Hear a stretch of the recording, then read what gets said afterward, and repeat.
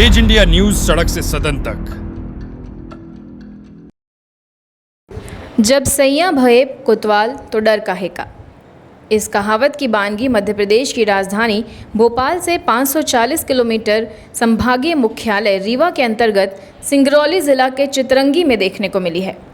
जी हाँ, दरअसल मध्य प्रदेश तहसील दूधमनिया चितरंगी के अंतर्गत ग्राम बगिया निवासी शीतल राम तिवारी के पुत्र आवेदक राम भवन तिवारी के द्वारा कई बार न्यायालय तहसील पुलिस अधीक्षक को आवेदन पत्र दिया गया है और बताया गया है कि मेरे पिता के 6 पुत्र थे जिनका हिस्सा बंटवारा किया गया था, जिस राम भवन तिवारी को बहुत ही कम जमीन दी गई जो शासन के नियमों के खिलाफ जाता है। संभवतः बंटवारे की भूमि बराबर बराबर बांटी जाती है, लेकिन आरोपी मायापति राम प्रताप तिवारी के द्वारा कर्तव्य स्थल पर आने वाले अधिकारियों को डरा धमकाकर दबाव देकर अपने पक्ष में दस्तावेज संपादित कर लिया जाता था।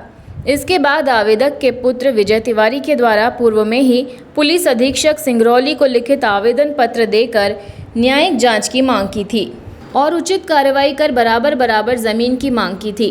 पिता के भाई की पत्नी के द्वारा फर्जी रूप से थाने में जाकर झूठी शिकायत पत्र प्रस्तुत किया जाता है और दबाव बनाकर जमीन हड़पने की साजिश भी हो रही है। पहले भी माया तिवारी के द्वारा अनुविभागीय अधिकारी चितरंगी के कार्यालय में जाकर आवेदक राम भवन तिवारी के बन रहे मकान पर स्टे लिया गया। अनुविभागीय अधिकारी चितरंगी के द्वारा बना रहे निर्माण को 4 तारीख तक रोकने के आदेश दिए गए। साथ साथ संबंधित पटवारी को निर्देशित किया गया कि उक्त भूमि की जांच कराई जाए। हल्का पटवारी के द्वारा उक्त भूमि की जांच करने पर यह पाया गया कि माया तिवारी के द्वारा लगाए गए सारे आरोप निराधार हैं। पटवारी की जांच प्रतिवेदन के आधार पर जिस भूमि पर मकान निर्माण किया जा रहा है वो भूमि राम भवन तिवारी की बताई जा रही है। वहीं आवेदक राम भवन तिवारी के पुत्र के द्वारा आरोप लगाया गया है कि मेरे पिता को बरगलाकर कम पढ़े लिखे होने का फायदा उठाकर कई जगह सहमति पत्र में हस्ताक्षर करवा लिए गए हैं और मुझे कम जमीन दी गई है, जिस पर माननीय आबादी अधिकारी चितरंगी के यहाँ पर मामला विचाराधीन है।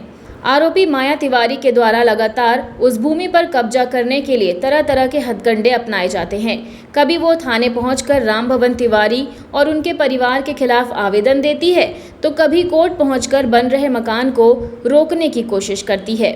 वहीं विजय तिवारी का कहना है कि जल्द से जल्द जांच नहीं हुई तो आवेदक विजय तिवारी संभागीय मुख्यालय रीवा में आमरण अनशन पर बैठने के लिए मजबूर हो जाएंगे। आए हैं अपने जमीनी की विषय लेकर के, और हमारे पिताजी की ज़मीन है। पिताजी हमारे 6 भाई हैं, 3 बहन, और बाबा की संपत्ति है, बाबा की ज़मीन है। अच्छा। पर उसमें बंटवारा जो हुआ है सर, वो बंटवारा सही से नहीं हुआ है, क्योंकि बंटवारा किसी को कम, किसी को ज़्यादा, किसी को 12 आरिया, किसी को 13 आरिया, किसी को 10 आरिया, किसी को 6 आरिया, किसी को 1 आरिया, इस टाइप की ज़मीन बंटवारा हुआ है। रोडे पर की ज़मीन है सर, अंदर के रहते तो कोई बात नहीं।